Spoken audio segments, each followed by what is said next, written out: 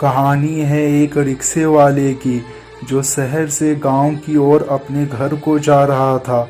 वह मायूस था क्योंकि दशहरे का दिन था और उसने सुबह से कोई कमाई नहीं की थी। उसकी पत्नी और बच्चे घर पर उसकी राह देख रहे थे। रिक्शे वाले ने सुबह से कुछ नहीं खाया था, जिसके कारण वह बहुत भूखा था।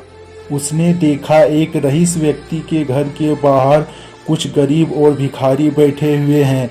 उसे लगा यहाँ पर खाना मिलने वाला है। यह सोचकर वह भी वहाँ बैठ गया।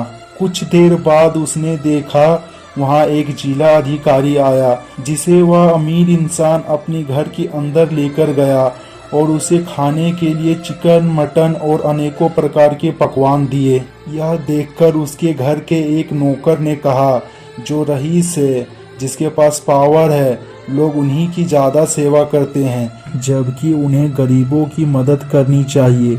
जिनके पास कपड़े नहीं उन्हें कपड़े देने चाहिए, जिनके पास भोजन नहीं उन्हें भोजन देना चाहिए। उस नौकर की इस बात को सुनकर वहां उपस्थित सारे गरीबों और भिखारियों ने उसकी हाँ में हाँ मिलाई, सिर्फ उस रिक्शे वाले को छोड़कर। रिक्शे वाले का सिर झुका हुआ था।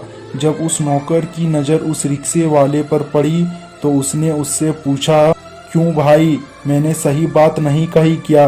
कुछ सेकंड के बाद उस रिक्शे वाले ने अपना सिर उठाया तो उस नौकर ने देखा कि उसकी आंखों में आंसू थे और उस रिक्शे वाले ने कहा, वो अधिकारी और मैं साथ में पढ़ा करते थे। दरअसल उस रिक्शे वाले के पिताजी भी रिक्शा चलाते थे और मेहनत मजदूरी करके उसे पढ़ा रहे थे, परंतु उसने कभी पढ़ाई में ध्यान नहीं दिया।